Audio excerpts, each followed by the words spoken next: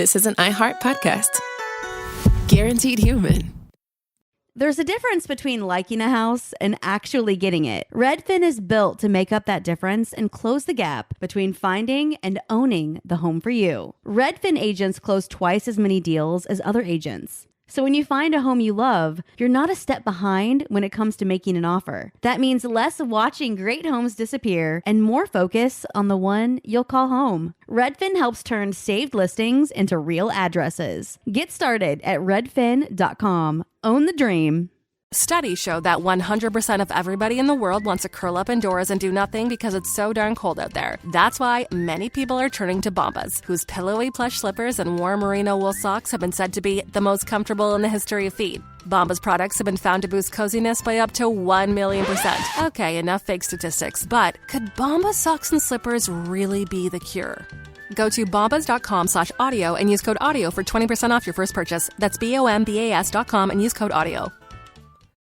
Hey, this is U.S. Olympic gold medalist Tara Davis Woodhull. And I'm U.S. Paralympic gold medalist Hunter Woodhull. As athletes, our lives are about having a clear path. And a team that you can absolutely trust. So when it came to getting the best mortgage, we chose PennyMac. PennyMac is proud to be the official mortgage provider of Team USA and you. Learn more at pennymac.com. PennyMac Loan Services, LLC, Equal Housing Lender, NMLS ID 35953. Licensed by the Department of Financial Protection and Innovation under the California Residential Mortgage Lending Act. Conditions and restrictions may apply.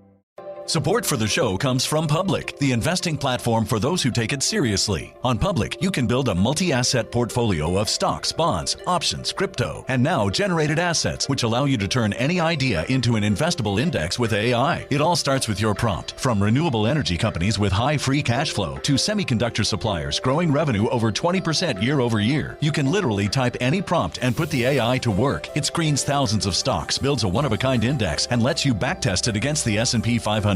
Then you can invest in a few clicks. Generated assets are like ETFs with infinite possibilities, completely customizable and based on your thesis, not someone else's. Go to public.com/podcast and earn an uncapped 1% bonus when you transfer your portfolio. That's public.com/podcast. Paid for by Public Investing. Brokerage services by Open to the Public Investing Inc. Member FINRA and SIPC. Advisory services by Public Advisors LLC, SEC registered advisor. Generated assets is an interactive analysis tool. Output is for informational purposes only and is not an investment recommendation or advice. Complete disclosures available at public.com/disclosures.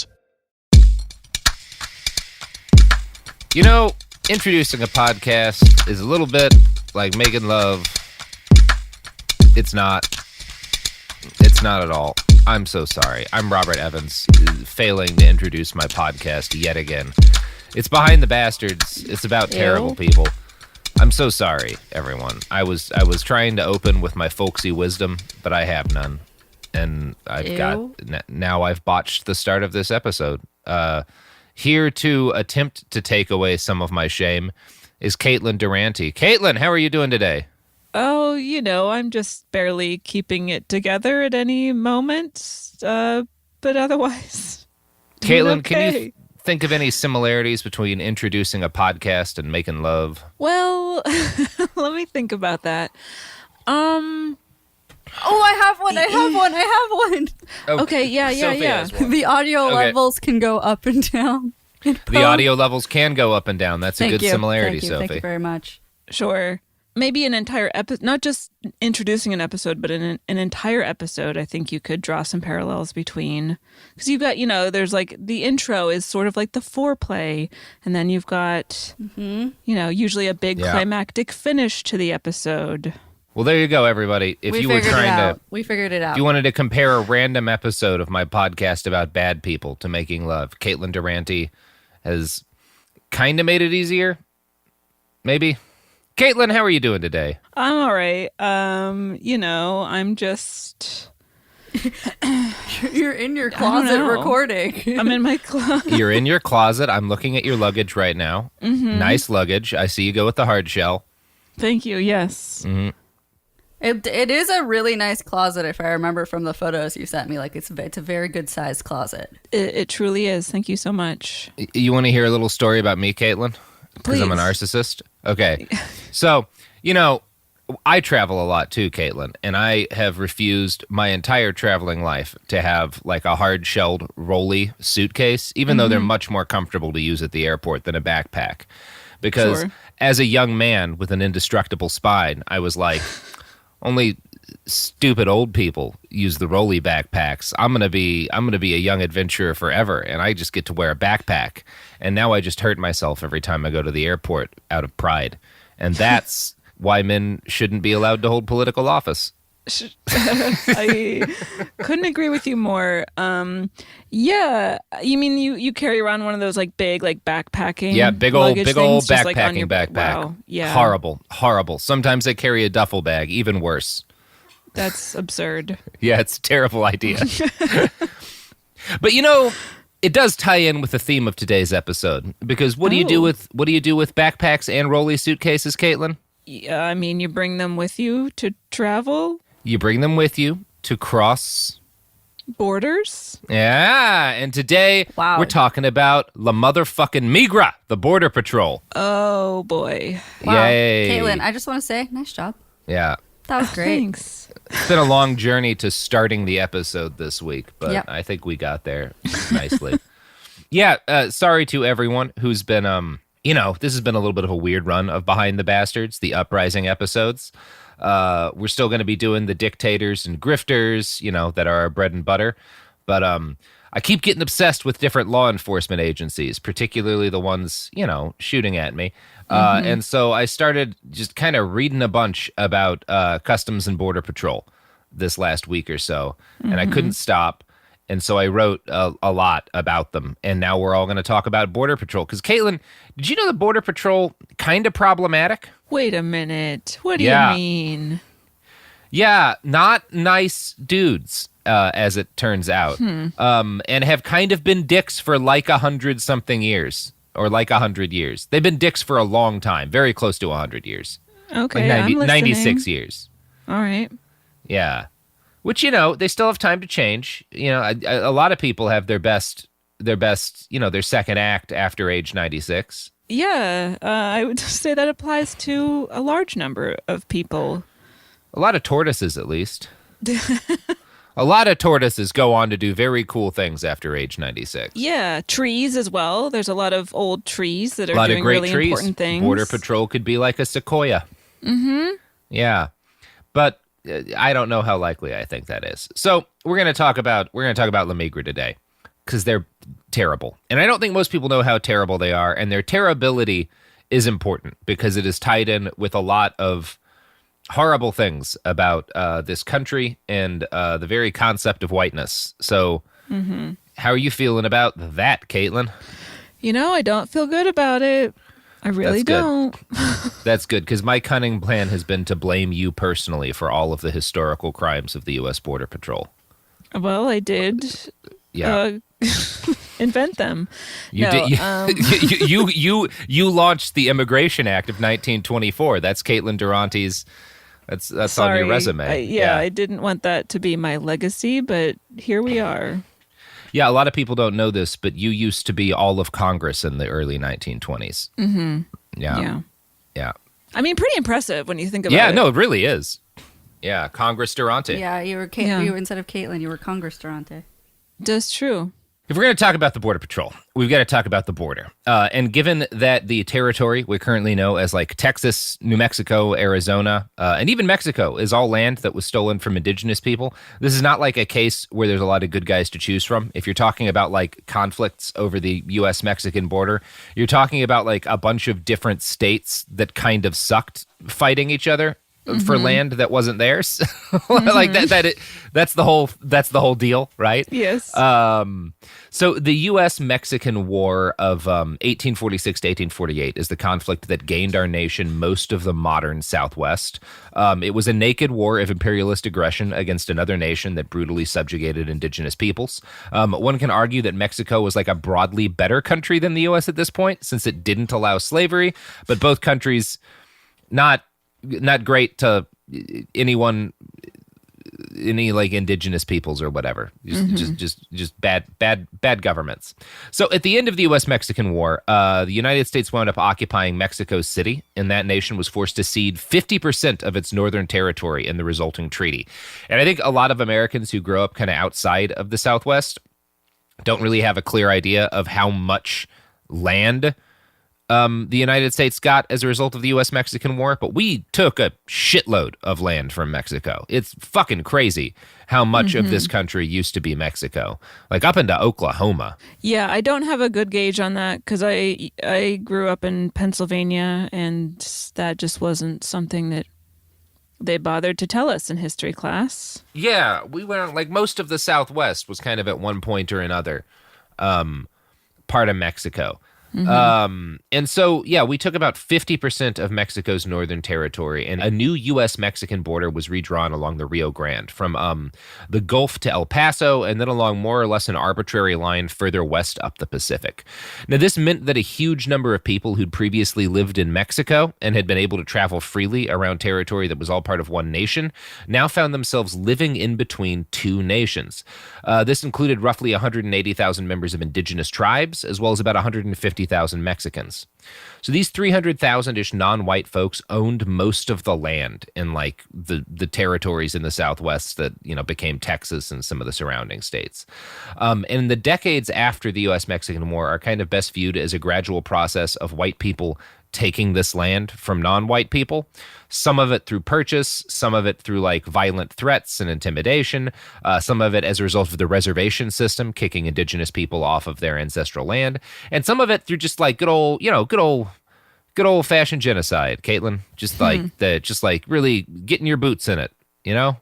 I mean, those are the main principles that the U.S. was founded on, right? White people stealing land from non-white people and genociding them. You're gosh darn right, Caitlin. You're gosh darn right. And that's why when I get up in I'm just thinking of, like, a Folgers coffee commercial. You know, one of those old ones where it's like a cowboy getting up on the range, sipping a Folgers coffee, and then just, like, stepping into a pile of bones and just being like, nothing like a nice morning walking barefoot through a pile of bones, the thing that I do every day as a cowboy.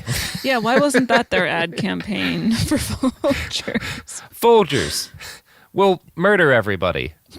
Coffee helps.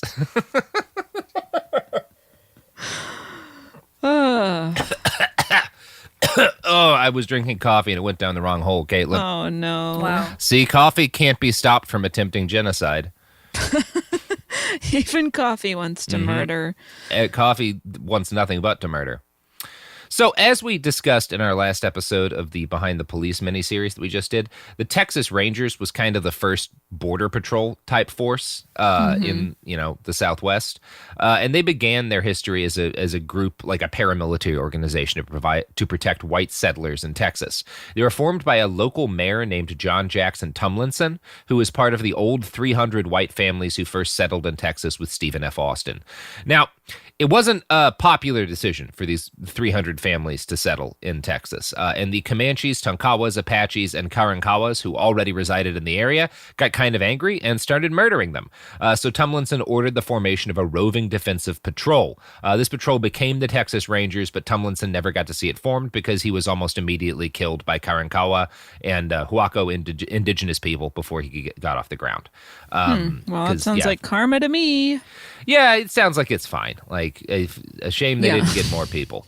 So, the Rangers were kind of this country's first border patrol force, and the primary method of action for them was just, again, really just straight up genocide. In the early days, they were like a paramilitary army. They acted as scouts for actual militias. They would swoop in and force indigenous people out of their homes and onto reservations, but would also just burn their villages sometime and murder their women and children, because, you know, whatever. Sometimes you come into the office and you want to do things different. I don't know.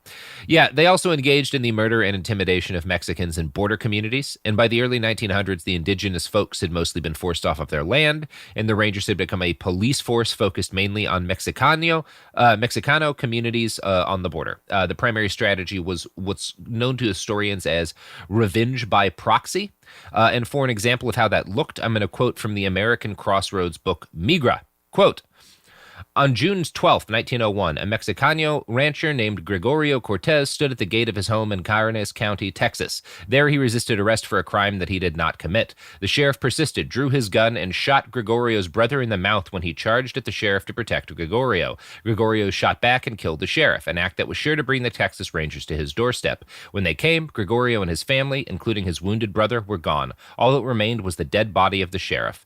The news of Gregorio's deadly defiance quickly spread across southern Texas. For 10 days, the Texas Rangers and posses numbering up to 300 men hunted for him. When they could not find him, they sought revenge by proxy, arresting, brutalizing, and murdering an unknown number of Mexicanos. So that's like how the Texas Rangers kind of worked for a while, is a Hispanic person commits a crime or a perceived crime, and if they can't catch him to murder him publicly, they just kill a bunch of other random Mexicans so that like people don't get uppity. Yikes. That's the first Border Patrol. Horrible. Pretty bad, Caitlin.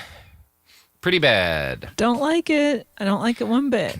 Okay, so you are on the record now about not being in favor of murdering random people as part of a fear-based a system of law enforcement.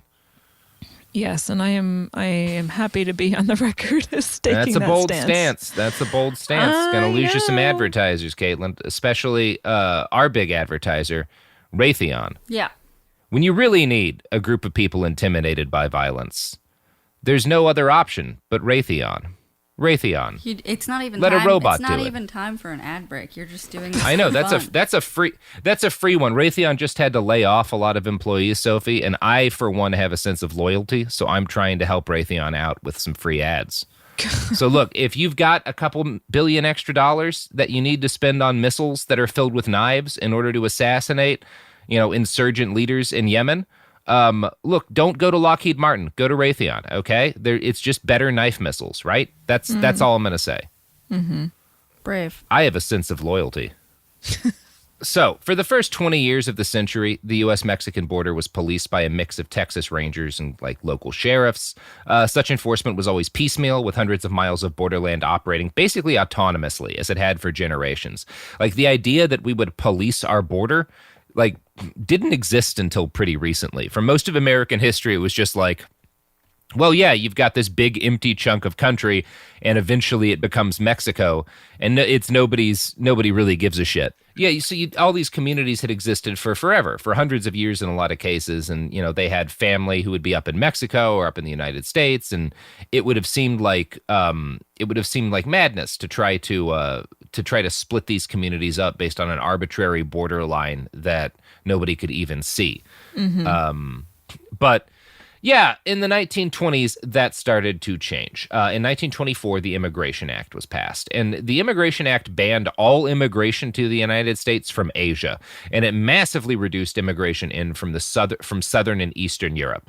The goal of the act was for the first time to enshrine in law the federal government's preference for Nordic whites above non-white people when it came to immigration. So basically set up a quota system. Yikes. Yeah, have you heard about this? This is when we decided that only one kind of white people were allowed in the country.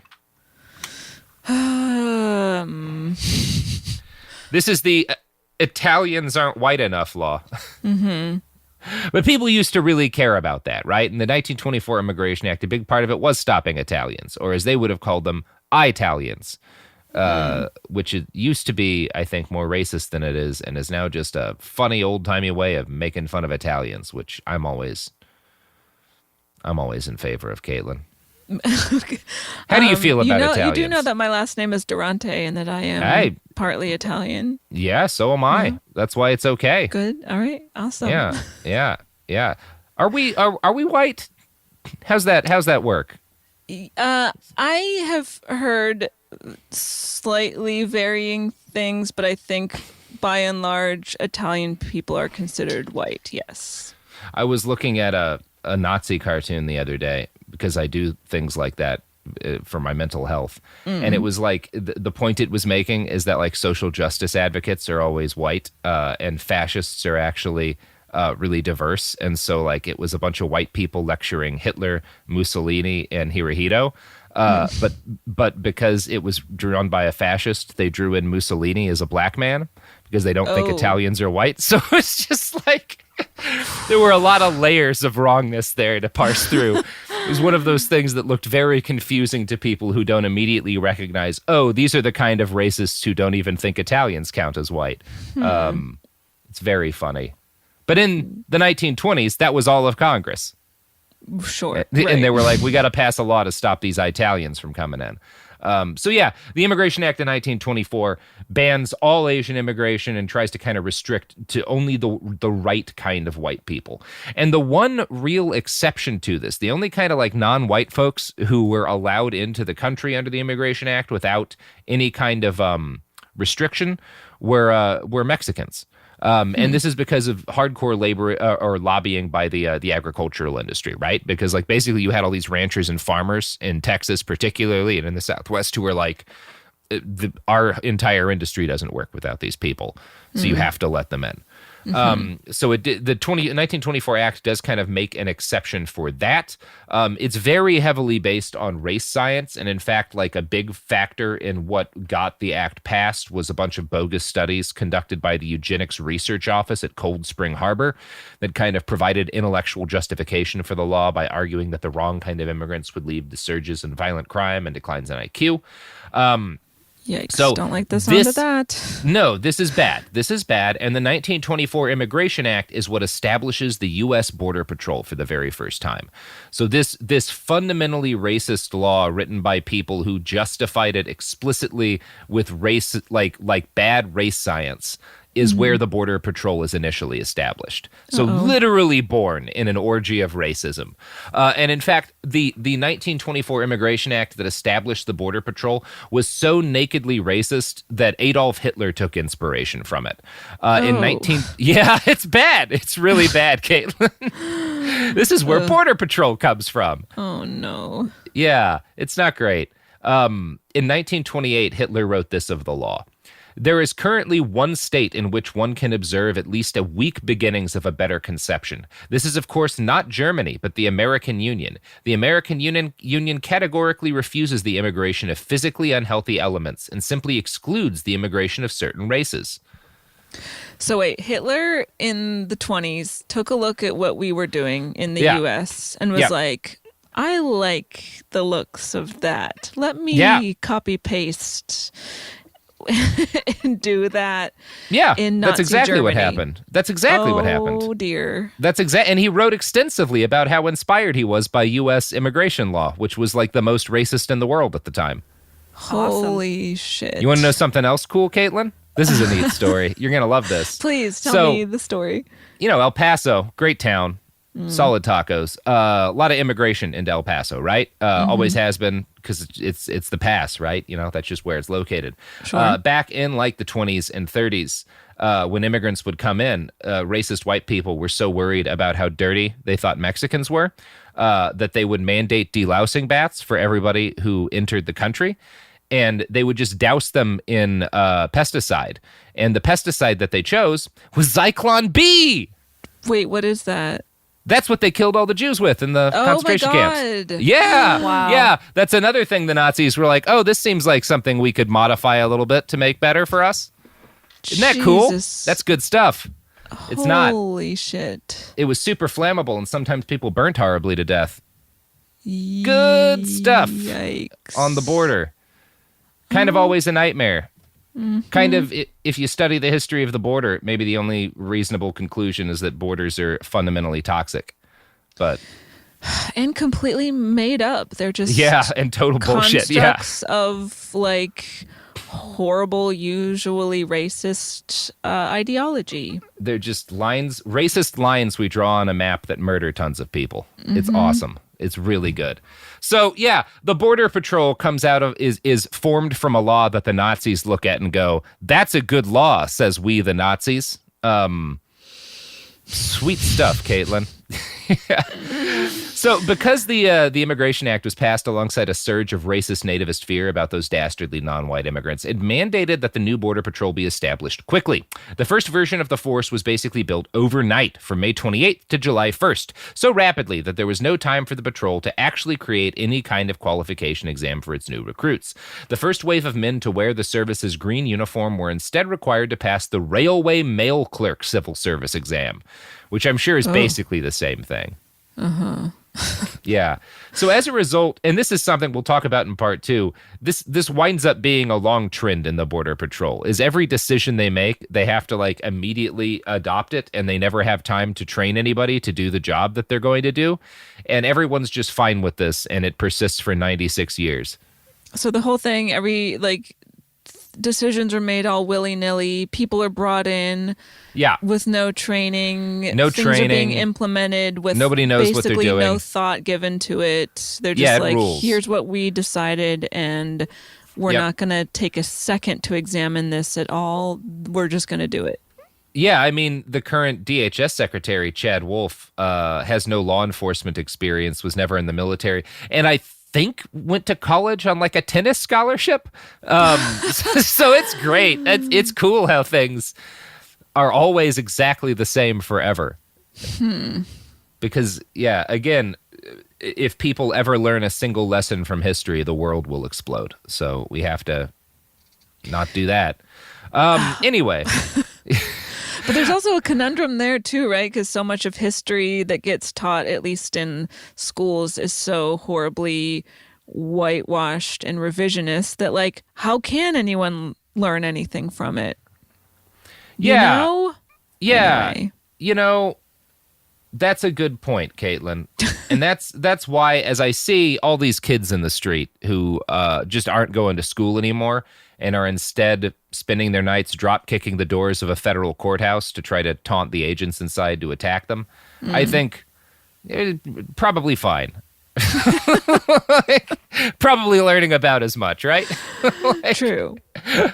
So, the very first Border Patrol men were mostly mail clerks. And obviously, mail clerks maybe aren't super meant to be tromping around the desert hunting people. And about a quarter of everyone in the Border Patrol quit in their first month of the job.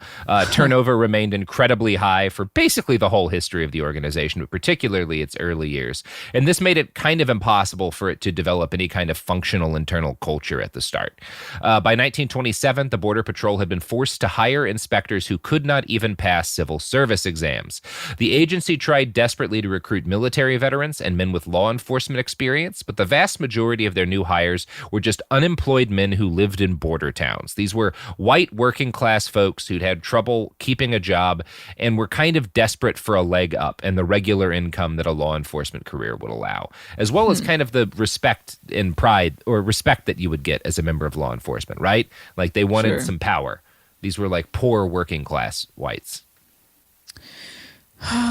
Don't give anybody power. It never goes well. No, especially not poor white men in the country. Right. Yeah. So immigration from Mexico into the United States had not traditionally been like a major subject of national political debate. People in Texas, there were folks who cared about it, but like really on a national level, if you'd like run based on your plan to build a wall around Mexico, 99% of Americans have been like, what the fuck is your problem? Like, why do you give a shit about that? Right. Everyone is dying of diphtheria and the economy is permanently crashed. Please stop.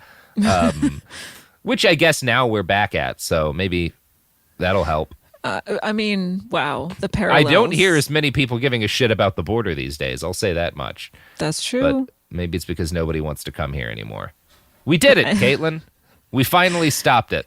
Just turn the U.S. into a disease-ridden hellhole. All it took was a runaway plague that we completely give up any hope of ever dealing with. Yay. You know what? President Trump figured it out. Good for him. You know what President Trump didn't figure out? The products and services that support this podcast. That's right. We keep them a secret from the president. Yeah.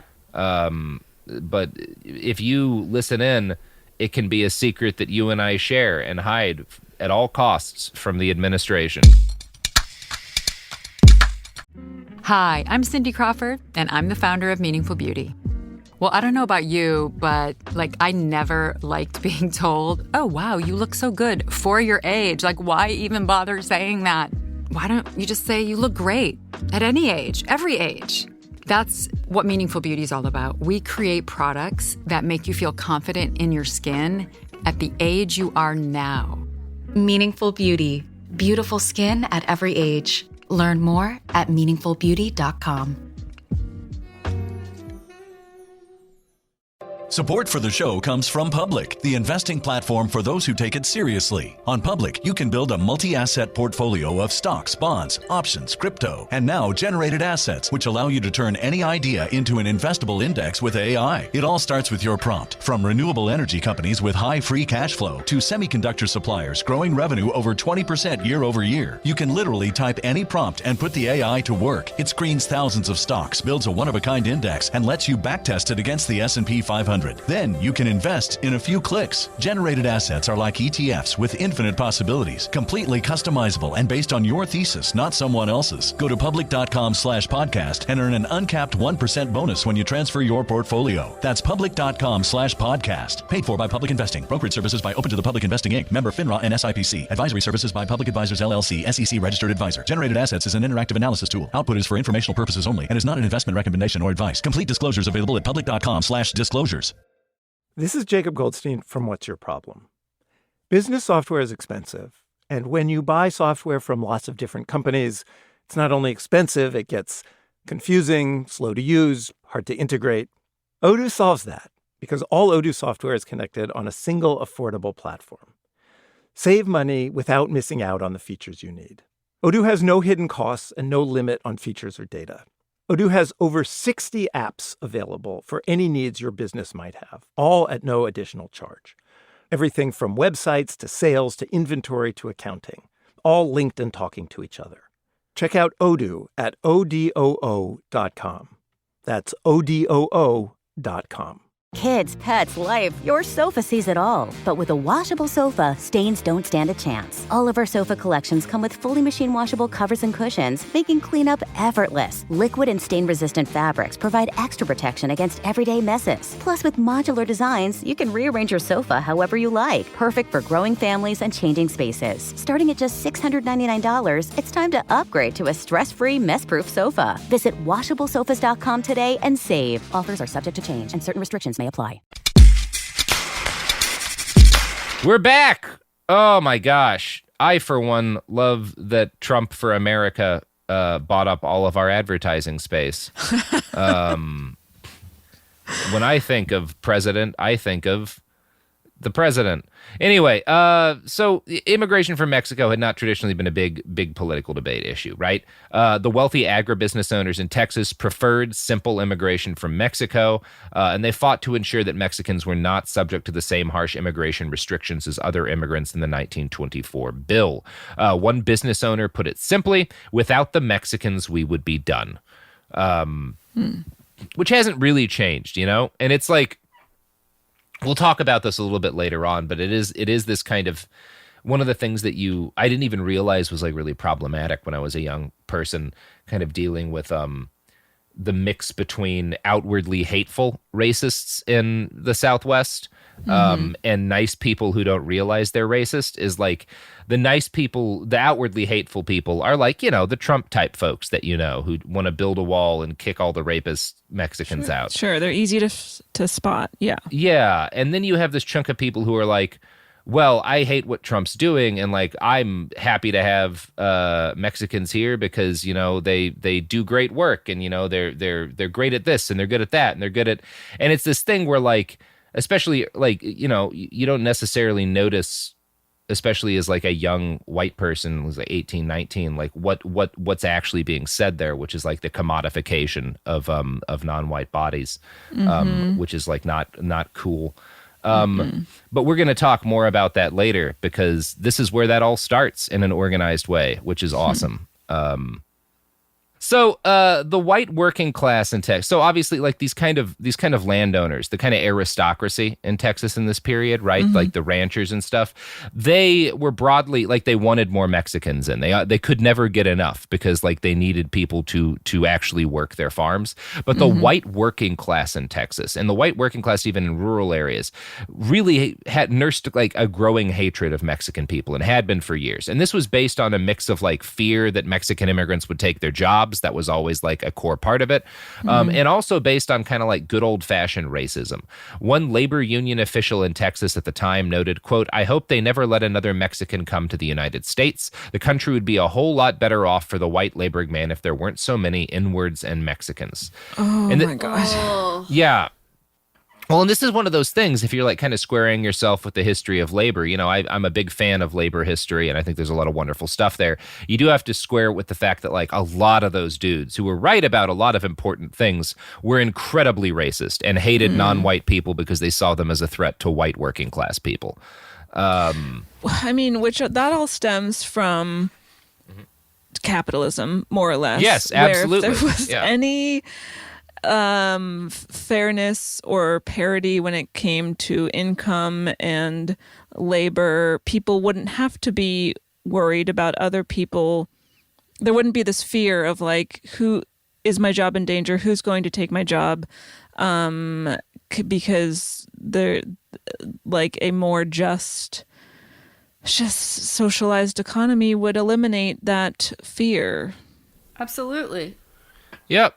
So the actual laws on the books in this period of time had been written largely by the rich landed gentry who needed Mexican immigrants. But now that the Border Patrol existed post-1924, the men enforcing those laws were working class whites who really just hated Mexicans. And they honestly didn't give a shit about the needs of farmers. And in fact, a lot of them saw kind of being able to police undocumented migrants as a way of kind of equalizing their level of social power with farmers, because like you know, they were poorer than these guys, they didn't have property, but now they had the ability to arrest these dudes' workers, and like that gave them a level of power in their culture and a level of power of these people who had kind of previously been the bosses. And, you know, kind of for a lot of these guys who became the first Border Patrol workers, these were white men, but they were men whose kind of sense of whiteness had been hanging on by a thread prior to this opportunity coming around. And I'm going to quote again from the book Migra. Quote, "Early officers may have lived in white neighborhoods, worshipped at white churches, and sent their children to white schools, but as salesmen, chauffeurs, machinists, and cowpunchers, they had labored at the edges of whiteness in the borderlands. The steady pay and everyday social authority of U.S. immigration law enforcement work dangled before them the possibility of lifting themselves from a marginalized existence as what Neil Foley has examined as the white scourge of borderland communities. Policing Mexicans, in other words, presented officers with the opportunity to enter the region's primary economy and, in the process, shore up their tentative claims upon whiteness. As immigration control was emerging as a critical site of simultaneously expanding the boundaries of whiteness while hardening the distinctions between whites and non-whites, the project of enforcing immigration restrictions therefore placed Border Patrol officers at what police scholar David Bailey describes as the cutting edge of the state's knife in terms of enforcing new boundaries between whites and non-whites." So that is the Border Patrol in this period, the cutting edge of the state's knife. You know, cleaving the boundaries between white and non-white people. It's a way to look at it. Very picturesque. Yeah. Oof.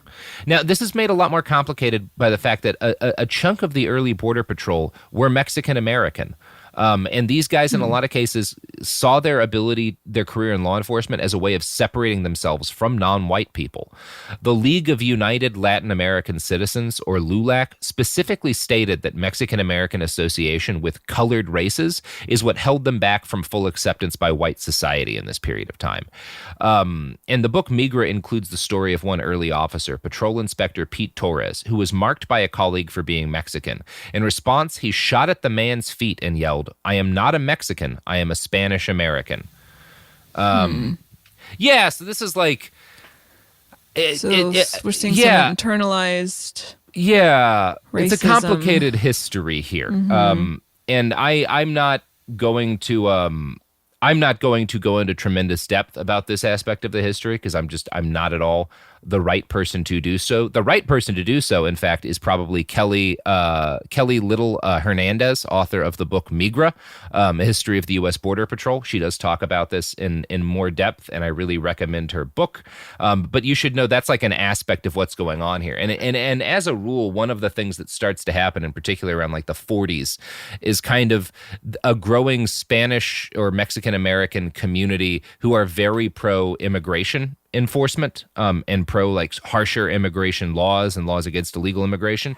They start to like solidify as a voting bloc in the Southwest in this period too, and they still are to this day. It's a lot of people are like shocked when they see Hispanics for Trump and stuff, and there's actually pretty deep roots for a lot of that stuff.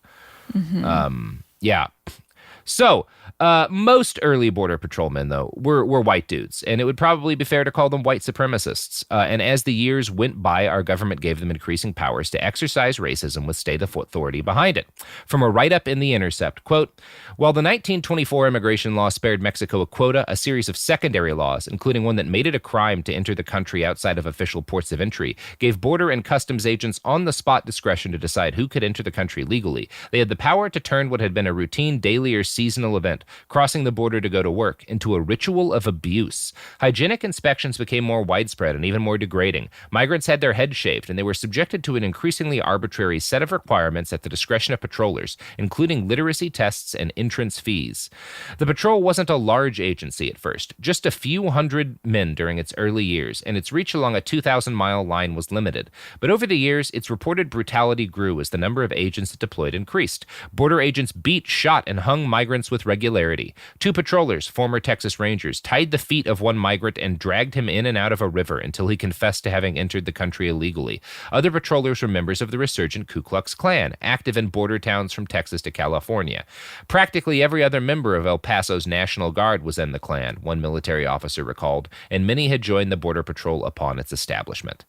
So, not great, ideally, No. If you ask me. We keep coming back to the KKK and how it repeatedly infiltrated law enforcement. Someone maybe ought to do something about that. So, for its first 10 years of existence, the Border Patrol operated under the authority of the Department of Labor. And when FDR was elected, he appointed Frances Perkins to be Secretary of Labor. And she tried to curtail the violence of the Border Patrol and reform it. And this didn't really work out in the long run. She attempted to cut down on warrantless arrests. She mandated that detained migrants had a right to receive phone calls. She fought to provide migrants with at least some version of the civil rights they lacked as non-citizens. But before long, FDR was pressured by the agricultural industry to put the Border Patrol under the control of the Department of Justice.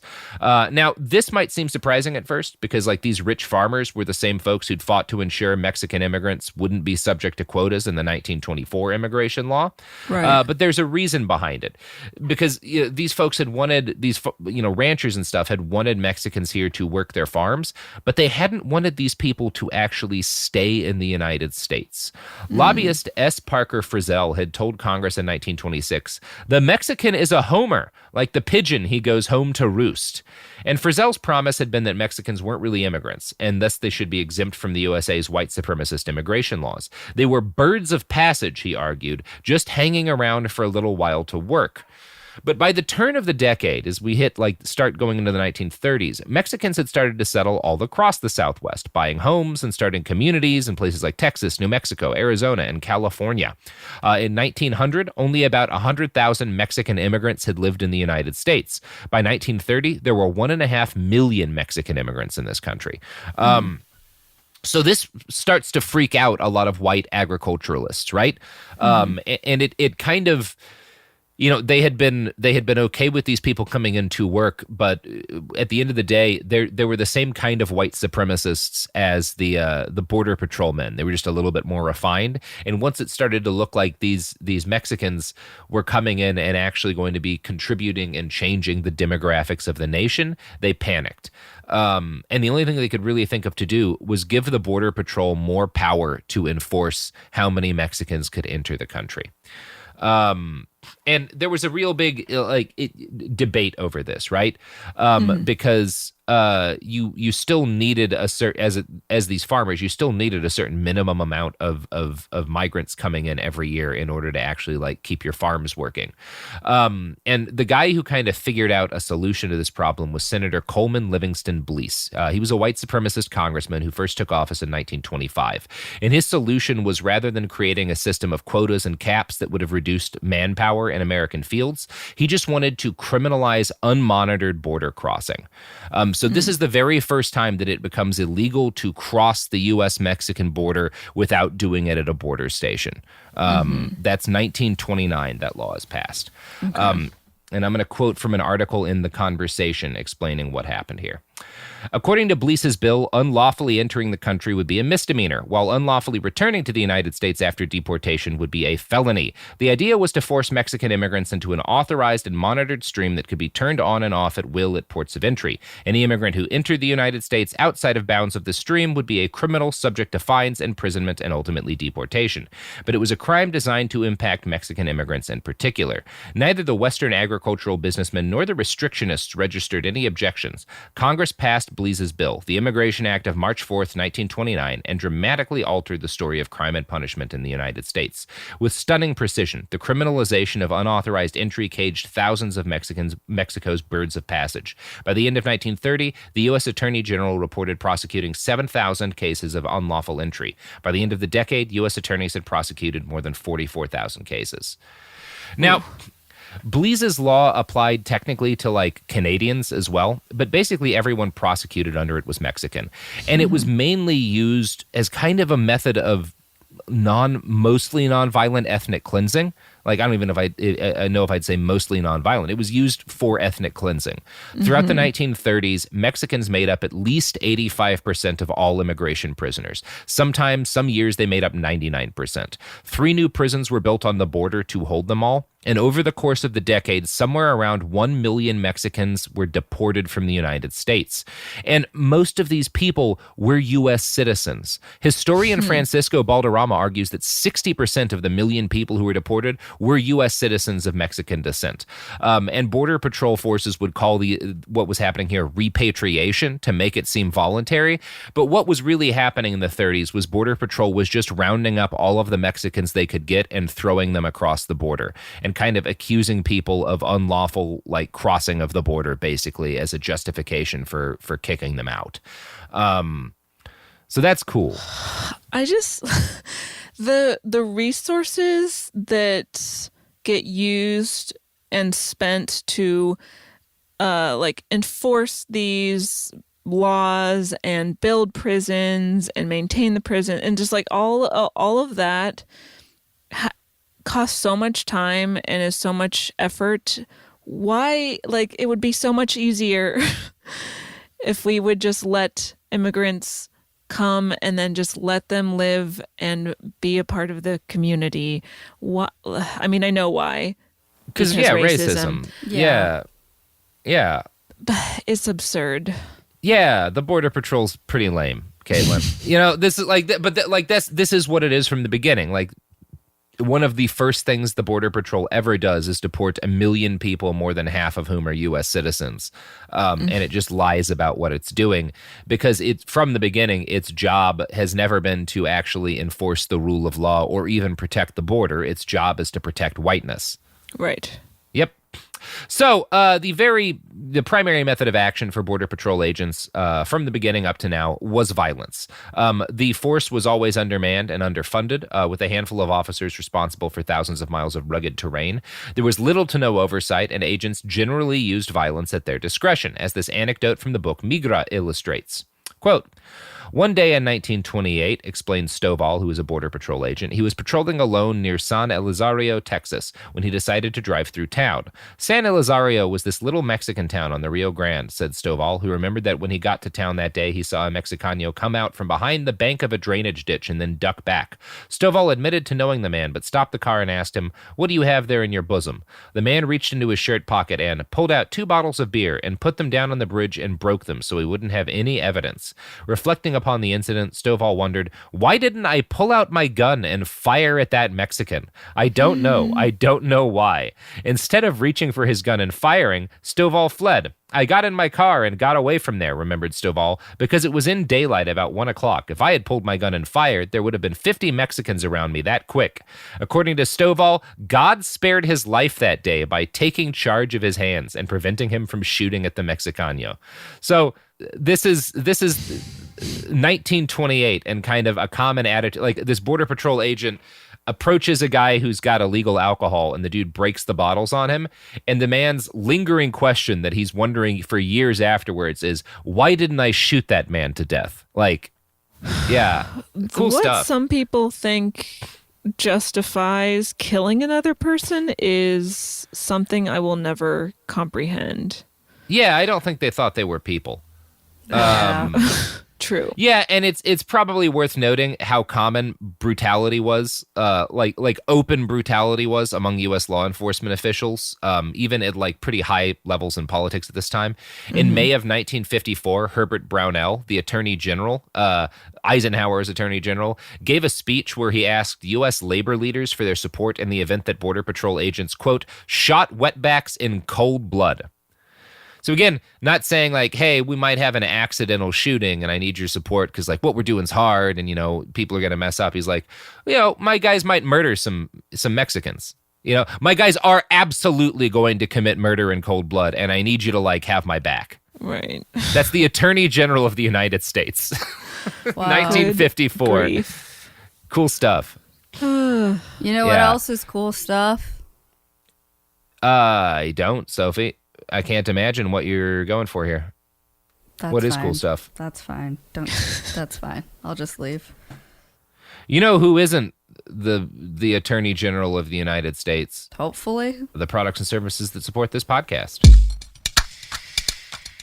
Now I'd like to introduce you to Meaningful Beauty, the famed skincare brand created by iconic supermodel Cindy Crawford. It's her secret to absolutely gorgeous skin. Meaningful Beauty makes powerful and effective skincare simple, and it's loved by millions of women. It's formulated for all ages and all skin tones and types, and it's designed to work as a complete skincare system, leaving your skin feeling soft, smooth, and nourished. I recommend starting with Cindy's full regimen, which contains all 5 of her best-selling products, including the amazing youth-activating Melon Serum. This next generation serum has the power of melon leaf stem cell technology. It's melon leaf stem cells encapsulated for freshness and released onto the skin to support a visible reduction in the appearance of wrinkles. With thousands of glowing 5-star reviews, why not give it a try? Subscribe today and you can get the amazing Meaningful Beauty system for just $49.95. That includes our introductory 5-piece system, free gifts, free shipping, and a 60-day money-back guarantee. All of that available at meaningfulbeauty.com. Support for the show comes from Public, the investing platform for those who take it seriously. On Public, you can build a multi-asset portfolio of stocks, bonds, options, crypto, and now generated assets, which allow you to turn any idea into an investable index with AI. It all starts with your prompt. From renewable energy companies with high free cash flow to semiconductor suppliers growing revenue over 20% year over year, you can literally type any prompt and put the AI to work. It screens thousands of stocks, builds a one-of-a-kind index, and lets you backtest it against the S&P 500. Then you can invest in a few clicks. Generated assets are like ETFs with infinite possibilities, completely customizable and based on your thesis, not someone else's. Go to public.com/podcast and earn an uncapped 1% bonus when you transfer your portfolio. That's public.com/podcast. Paid for by Public Investing. Brokerage services by Open to the Public Investing Inc. Member FINRA and SIPC. Advisory services by Public Advisors LLC, SEC registered advisor. Generated assets is an interactive analysis tool. Output is for informational purposes only and is not an investment recommendation or advice. Complete disclosures available at public.com/disclosures. This is Jacob Goldstein from What's Your Problem? Business software is expensive, and when you buy software from lots of different companies, it's not only expensive, it gets confusing, slow to use, hard to integrate. Odoo solves that because all Odoo software is connected on a single affordable platform. Save money without missing out on the features you need. Odoo has no hidden costs and no limit on features or data. Odoo has over 60 apps available for any needs your business might have, all at no additional charge. Everything from websites to sales to inventory to accounting, all linked and talking to each other. Check out Odoo at odoo.com. That's odoo.com. sink into affordable luxury. Anabay is the only machine-washable sofa, inside and out. With stain-resistant slip covers and a cloud-like frame duvet, everything goes right in the wash. Plus, the modular design lets you change the look of your space anytime. Visit WashableSofas.com to upgrade your home. Shop up to 60% off site-wide, with sofas starting at just $699 and a 30-day money-back guarantee. Shop now at WashableSofas.com. Offers are subject to change, and certain restrictions may apply. So, racism's not good. You know who else isn't good? The head of the Border Patrol in the 1950s. Another good pivot. Nice. Yeah, a great pivot. So the guy in charge of the Border Patrol, as we turn into the 1950s, is an outright monster by the name of Harlan Carter. Now, Carter was, by the time he became the head of the Border Patrol, a convicted murderer. Yeah, in 1931, as a teenager, he'd shot a Mexican boy in the chest at point-blank range with a 12-gauge shotgun. And the two had been having an argument, and the Mexican boy had a knife, but he was not actively threatening Carter. And in fact, he'd laughed at the boy's gun because he just kind of seemed to think it was silly that they were having a fight at all, and Carter shot him to death because he was angry for being laughed at. He was convicted of murder and sentenced to 3 years in prison, but he was let out after 2 owing to a technicality. So back in 1931, by the way, you could shoot a man in the chest with a 12-gauge and get 3 years. So that's neat. I love neat, laws. Yes. Yeah. Our justice system is cool. Yeah, he got rehabilitated. He went on to become the head of the Border Patrol and also was the head of the NRA. Uh-oh. Harlan Carter's an interesting piece of shit.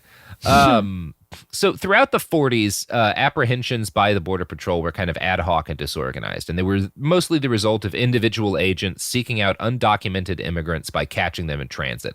This meant that large numbers of people were almost never apprehended at a time. It was more just like agents kind of going out and hunting people down and grabbing a couple of folks.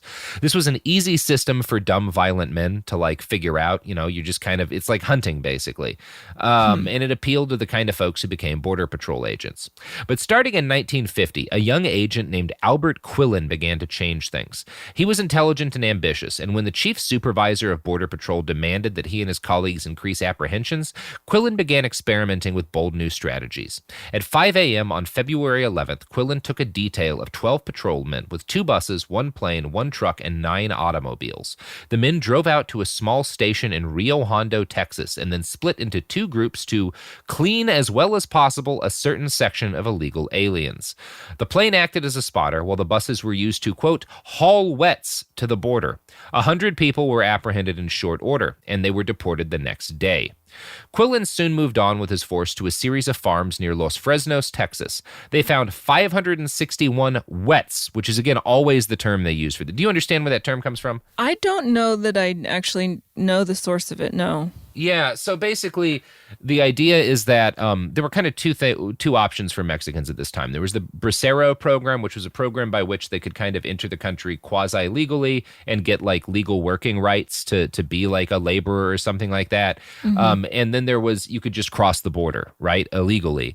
And that usually meant crossing the Rio Grande, which is a river, right? So you wind up wet on the other side of the river, so they call them wetbacks. Like that's still to this day a racist slang term for particularly Mexicans, but kind of all people of Hispanic descent in a lot of Texas. Like you hear it a lot from racists there.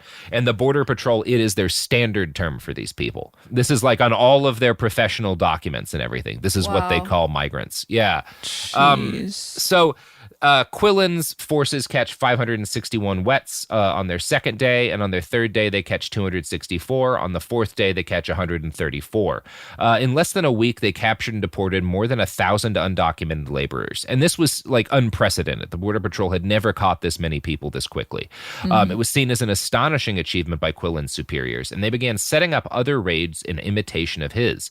Border Patrol supervisors noted that these new task forces, as they started being called, were, quote, pounding away on these wets, Cool dudes. Soon, multiple task forces had been established throughout California and Texas, carrying out constant raids and netting huge numbers of undocumented persons. On some single days, more than 5,000 Mexican nationals would be apprehended and shipped to temporary detention camps before being sent back across the border. Patrolmen handed deportees notes that read, quote, "You have entered the United States illegally and in violation of the laws of your land and those of the United States. For this reason, you are being returned to your homeland. If you return again illegally, you will be arrested and punished as provided by law. We understand that the life of a wetback is difficult. Wetbacks are unable to work for more than a few hours before they are apprehended and deported. Remember these words and transmit the news to your families and countrymen if you want to do them a favor." So that's fun. Yikes. Nice letter there. Terrifying. The language. Also, you had said alien, that was something that had been and still gets, like, that language is still used. And it's just the most dehumanizing word. Yeah. To refer to simply someone who travels to another place and wants to stay there. It's pretty crazy because we don't use that word for I don't know, us. I'm excited for when we have finally the big civil war that we're all planning to have, and suddenly a shitload of I'm middle not class excited white people for the who next have civil always war we have, but continue. Like, yeah, I'm excited for the people who treated Syrian refugees and treat Guatemalan and Honduran and Mexican refugees like shit, and I'm excited for them all to, I don't know, get gunned down by Canadian border guards, as we deserve as a nation. I don't know. I'm angry all the time, Caitlin. I'm sorry, that's not right. Likewise, so am I. Yeah. Anyway, it'll be up to Canada to be racist then, and then eventually Alaska, and then the biosphere will die. So, you know, what won't die, Caitlin? Raytheon. Are you doing an unnecessary transition? Just do your podcast. Do your podcast. I know I went off on a really sad rant, and so I decided to throw in a Raytheon ad because everybody likes thinking about Raytheon. So back to the Border Patrol. So the Border Patrol would like pick up all these folks, huge numbers, thousands in a day sometimes, and they would put them in these like temporary camps, and then would take them into Mexico, where the Mexican military would basically dump them in the middle of the country, as far away from the border as possible. And these were generally places where there was no work and where these migrants had no family connections, and it was just a horrible situation for most people. As a result of these new tactics between 1950 and 1953, the number of Border Patrol apprehensions nearly doubled, from 469,000 to almost 840,000. This caused immediate problems for ranchers and farmers, who started to realize that the new legal powers they'd given the Border Patrol had vastly realigned the organization's power in a way that allowed the white supremacists who ran it to harm agribusiness by wiping out their workforce. At stake was also a sort of cultural readjustment. Farmers and ranchers were used to occupying a position at the top of society, but now Border Patrol men could exercise the power of deportation again and take away their workers.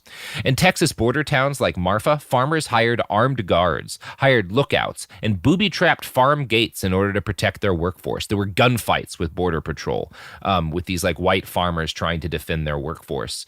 And as the conflict between the farmers and Border Patrol grew uglier, white border town farmers suddenly found themselves facing off against the same men who'd hunted their workers. The book Migra tells the story of D.C. Newton, whose family were Border Patrol farmers who posted guards to warn about raids. They went to sleep one night in 1952 and woke up to find that dozens of Border Patrol agents had snuck in with their headlights off and to surprise everyone sleeping in the farmhouse and adjacent quarters. The Newtons' oldest son was faster, though, and he succeeded in warning the undocumented migrants staying on the farm, which gave them the time they needed to run like hell and hide in the trees. When the Border Patrol men came up empty in their search, they went after the white folks who actually owned the farm. And I'm going to quote from the book Migra now. They entered Newton's parents' bedroom and began shining the flashlights in my mother's eyes and my father's eyes, telling them to get up. We're going to go out and find where your Mexicans are. With my father in his pajamas, his mother in a nightgown, and no one wearing any shoes, the officers forced the family out of the house while physically pushing my mother in the back, pushing my father in the back, and demanding to know where the wetbacks were. Most of the workers had fled, including Newton's nanny, Lupe, for whom the officers claimed to be searching in particular. She had heard the arrival of the patrolmen and climbed out of the window on the second floor of the farmhouse, rolled down onto the roof of the garage, and run off to the southeast and was gone. Although the Newtons believed they had outsmarted the Border Patrol by alerting the migrants to the raid, the head Border Patrol inspector still led 53 apprehended workers away, saying, "See how you handle your groves now." Now, that's like a bad story and everything.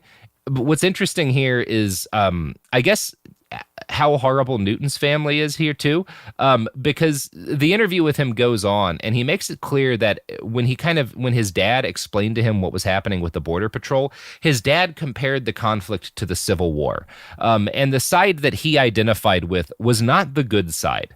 Quote, Newton's father believed that by taking away their workers, the damn Yankee Border Patrol were splitting up a household. As he explained it to his son, the South Texans protected their homes, their families, their property, and their way of life from the Border Patrol raids. He was the master. The Mexican illegals were equivalent to the black slaves, and together they formed a household, a system of labor relations, in a world of tightly bound intimacy and inequity.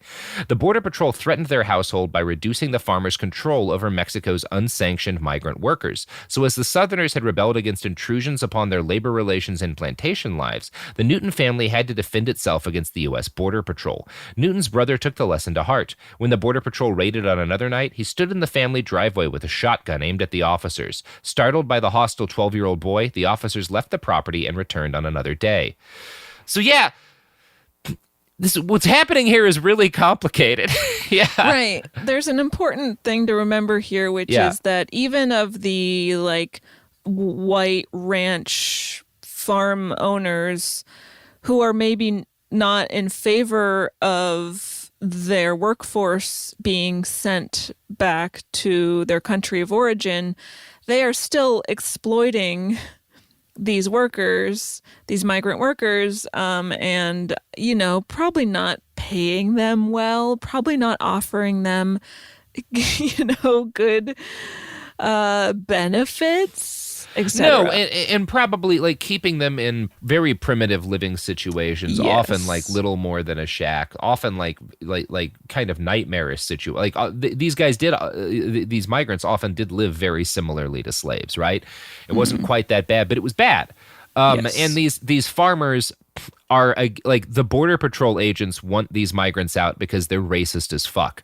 And these farmers are also racist as fuck. They just want the migrants to stay because they can exploit the basis of their power. Exactly. Right. So again, no one to root for here other than these migrants, but they seem to mostly get just fucked over by everybody, and that's not fun.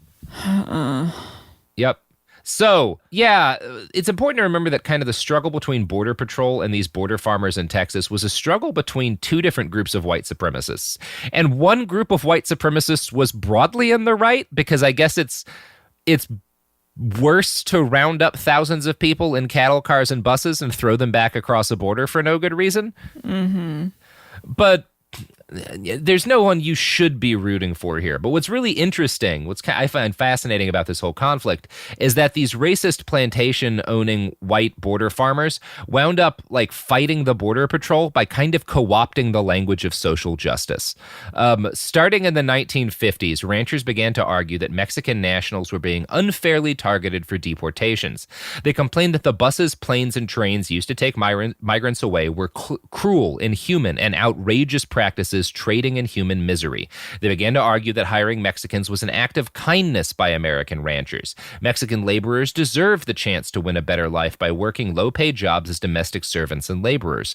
The Border Patrol was, in fact, actually fostering communism by sending these men and women back to the interior of Mexico, where they would no doubt live on in miserable poverty and join some leftist guerrilla movement.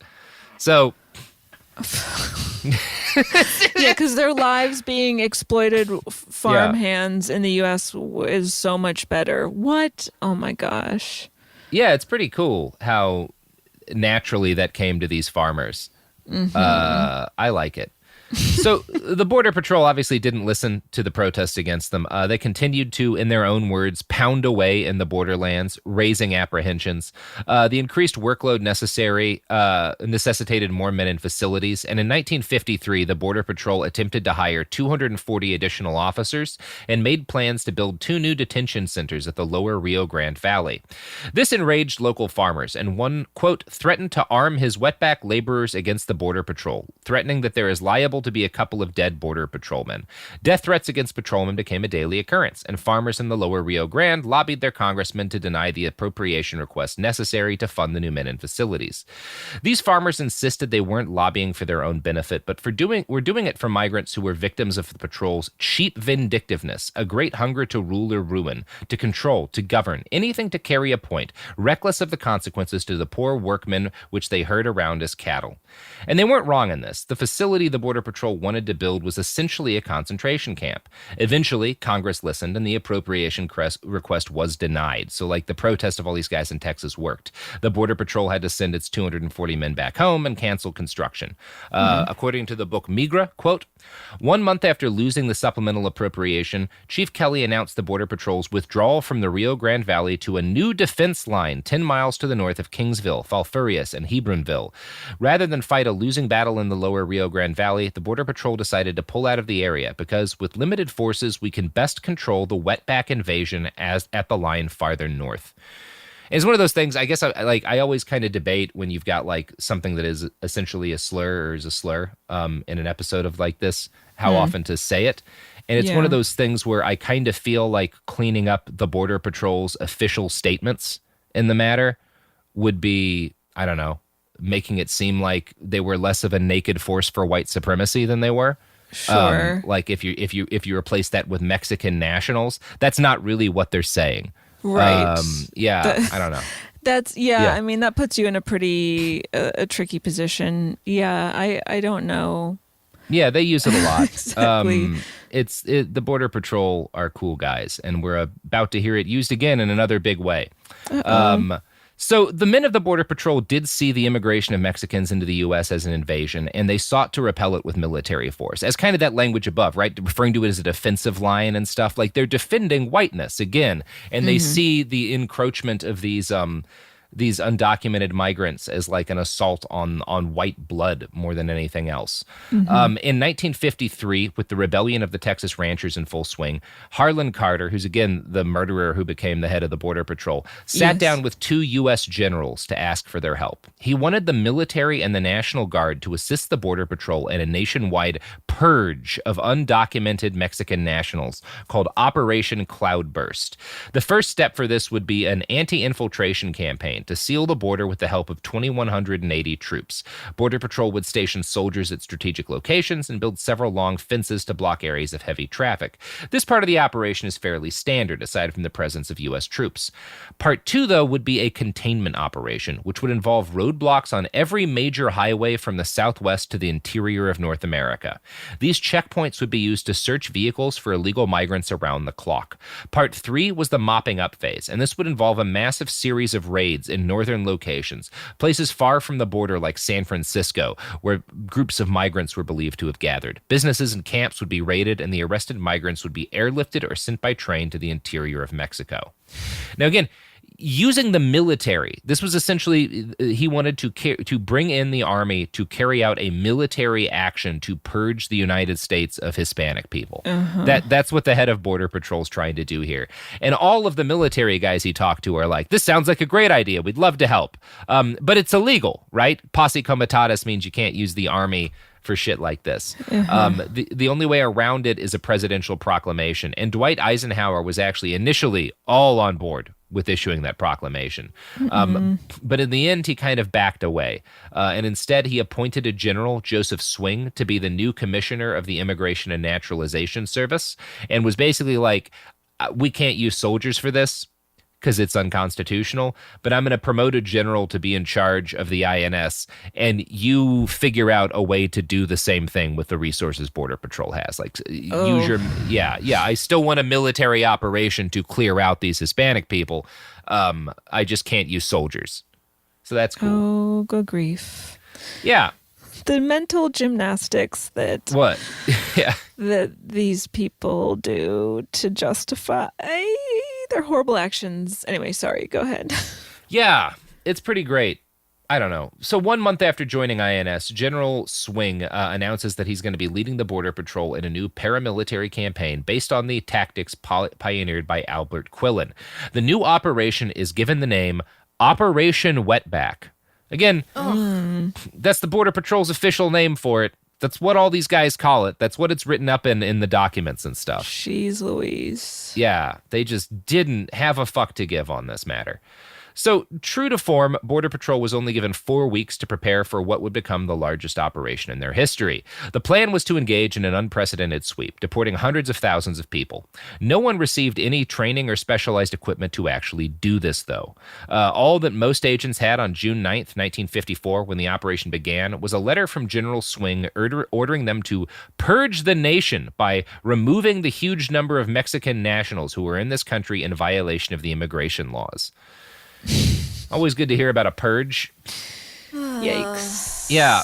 So in its first day, California in the first day of this operation, California and Arizona agents apprehended nearly 11,000 migrants. The flood of people only accelerated after that, and the sheer number of deportees overwhelmed the Border Patrol's capacity to hold or carry them. People were left in primitive, exposed concentration camps for days. The Border Patrol turned Elysian Park in Los Angeles into an open-air concentration camp. Yeah, that's neat. Go to Elysian Park. I've been there before, and I'll never go again. A lot of the men who were interned there, men and women, got sick and sometimes died of sunstroke because there was no care given to their health, and it can get very hot down there. 25% of all deportees were transported by boats, many of which were so cramped and filthy that their occupants later compared them to slave ships or penal hell ships. So that's great. The Mexican government's capacity to take and transport all these people broke down almost immediately, and they were like, we need you to not send these people to us so quickly because we can't handle them. And the U.S. government said, we don't give a fuck. And kept just shotgunning people on over there. And the sheer scale of deportations began to fuck with American industry, but Border Patrol didn't really give a shit about this either. I'm going to quote again from the book Migra. Between June 17th and July 26th, 1954, 2,827 of the 4,403 migrants apprehended by the task force assigned to the Los Angeles area had worked in industry. After Border Patrol raids during the summer of 1954, 3 Los Angeles brickyards were left without sufficient numbers of workers and temporarily closed down their operations. Similarly, Border Patrol officers paid close attention to the hotel and restaurant business, which routinely hired undocumented Mexican immigrants as busboys, kitchen help, waiters, etc. Officers reported apprehending such workers at well-known establishments such as the Biltmore Hotel, Beverly Hills Hotel, Hollywood Roosevelt Hotel, Los Angeles Athletic Club, and the Brown Derby. At times, the Border Patrol raids created moments of chaos at popular restaurants when migrants attempted to escape by running through the serving area. The raids were public and regularly drew significant attention from the press, and this was part of the point. The reason the Border Patrol focused so much on Los Angeles, on raids in big Hollywood locations, is because they were trying to make a point to these ranchers who were still fighting them in South Texas. And the message was, if we're willing to do this shit in fucking Hollywood, you'd better believe that one day we're going to come to your ranch and fuck you up, right? Like, if we'll do this to the Biltmore, we'll ruin you. Like, we don't give a shit. We're the Border Patrol. And in the end, Operation Wetback was responsible for the deportations of somewhere between 250,000 at the low end and about 1.5 million people at the high end. And, at the end of the day, yeah, it kind of ended in retreat by the Border Patrol. Part of this was that around the same time, the U.S. government reformed the Bracero program, which allowed Mexican nationals to get legal working status in the U.S., and that became much more popular after this time. So a lot of these ranchers and farmers started making sure that their workers kind of went through a legal path to gain working status in the United States. And some of it was just that, like, there was blowback to this program. It wasn't very popular, all of the massive public raids. And kind of as a result, Border Patrol apprehensions plummeted the next year in 1955. The task forces that had once captured thousands of migrants in a day were disbanded and demobilized. And for a little while, it seemed as if the Border Patrol had gone into hibernation. Of course, that, Caitlin, was not the case. And in part 2, we're going to talk about the fact that we haven't even talked about any of the worst shit that the Border Patrol gets up to in this episode, because that's how much worse it gets. Oh, yay. Can't wait to hear about it. So how are you feeling? I feel pretty terrible. That's good. I love it when people feel terrible. I'm always like, oh, I can't wait to be a guest on Behind the Bastards. And then every time I do it, I'm like, oh, yes, I'm reminded by how horrible people have been to each other. Yes, and you were the one who picked this topic with a text message, LOL, I think the Border Patrol sounds fun. She did there not. There you are, Caitlin. She did not. No. That did never happen. No. But yeah, I mean, it's good to be informed about these things. So I appreciate learning and being further informed about it. So thank you for that. Yep. You're welcome, Caitlin. Thank you for coming on. Is there places people might be able to find you, listen to you, ways to support your work? Why, there certainly are places to do that, starting with you can follow me personally on Twitter and Instagram at Caitlin Durante. You can also check out my podcast right here on this network. It's called The Bechtel Cast. I co-host it with Jamie Loftus, and we talk about the representation of women in film and just film in general, examining it through an intersectional feminist lens. So that is what we do, and you can check it out wherever you find podcasts. Are you doing any screenwriting classes right now? Oh, yes, I am. Thank you so much for bringing that up. I also teach screenwriting on account of a master's degree in screenwriting that I absolutely hate to mention or ever just bring up, but it does allow me to teach online classes. So if that's of any interest to anyone, go to my website, CaitlinDurante.com/classes, and I usually have new sections coming up starting soon at any given point. So, and if you want to learn from me, I don't teach screenwriting, but I do teach screamwriting, which is where you sit down with a pencil and paper and I scream at you, and then eventually you give me money to go away. That sounds very educational. Like yeah. We all have to have an extra couple of drifts. So either pay Caitlin for an actual service or pay me to abuse you. Either way. Don't love that as a line. But you know what, Sophie? Look, everybody, you gotta be mean to the audience, Sophie. You gotta really kick their ass. I don't know about you. I love them. I appreciate them. Wait, and I Robert. appreciate you, Robert. So kindness. Is there any way in which you think that like closing out a podcast is similar to making love, just to bring things full circle? Yes. Oh, wow, good question. You know, here's how closing a podcast is like making love. Both of them are inherently disappointing, and that's the end of the episode. You can follow Robert and I Write Okay on Twitter. You can follow us at BastardSpot on Twitter and Instagram. We have a TeePublic store. That's it. Bye. Bye.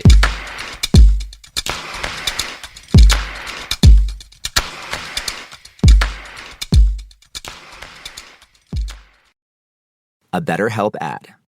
We get it. February is full of flowers, candy, and, of course, lots of talk about relationships. It can feel like everyone else has it all together in their love lives. But the truth is, we're all still figuring it out. Whether you're working on your marriage, navigating the dating apps, or prioritizing staying single, no matter where you are, you're right on time. Therapy can help you find your way and take some of the pressure off yourself so you can determine what you want, what feels heavy, and how you can feel lighter. Just a little bit of outside perspective from a professional can lead to new understanding and a lot of progress. So the next time you're feeling iffy about your love life, try therapy with BetterHelp and see where it takes you. And remember, you're right on time. Visit BetterHelp.com for 10% off. That's BetterHelp.com. This is Jacob Goldstein from What's Your Problem? When you buy business software from lots of vendors, the costs add up and it gets complicated and confusing.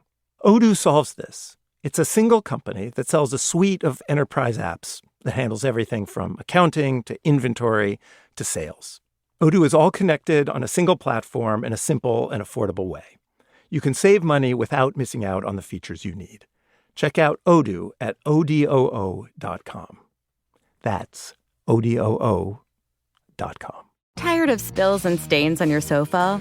Wash away your worries with Anabay. Anabay is the only designer sofa that's machine washable inside and out, starting at just $699. Plus, Anabay sofas are pet-friendly, stain-resistant, and feature changeable slipcovers and modular pieces. Get up to 60% off site-wide with a 30-day money-back guarantee. Visit WashableSofas.com to get yours now. That's WashableSofas.com. Offers are subject to change, and certain restrictions may apply. Pro drivers live for race day. But for small business owners, every day is race day.